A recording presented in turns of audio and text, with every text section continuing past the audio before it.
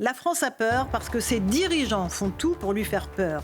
Parce qu'ils jouent avec nos inquiétudes légitimes sur l'instabilité du monde en agitant le spectre de la guerre qui serait à quelques centaines de kilomètres de nos frontières. François Bayrou estimait lundi que nous affrontions la situation historique la plus grave et la plus dangereuse depuis la Seconde Guerre mondiale. Un discours anxiogène qui, je l'espère, ne sera pas porté à son paroxysme ce soir à 20h par le président Macron qui va s'adresser aux Français. Nous sommes en guerre, avait-il dit, rappelez-vous, au moment du Covid en 2020.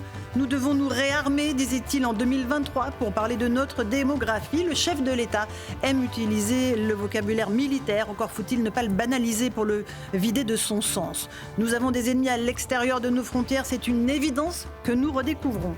Mais nous avons aussi nos ennemis de l'intérieur, et cela les Français l'éprouvent dans leur chair avec la multiplication des attentats islamistes qui ont endeuillé le pays. François Fillon le rappelle avec solennité aujourd'hui chez nos confrères de Valeurs Actuelles. La Russie, après 3 ans de guerre en Ukraine, est une menace bien moindre que celle de l'islam radical, cette idéologie pernicieuse qui prospère désormais sur une grande partie de notre territoire.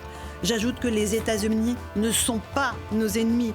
Il s'agirait de ne pas avoir la mémoire trop courte, de se rappeler que ce sont eux qui sont venus nous sauver par 2 fois au cours du siècle dernier.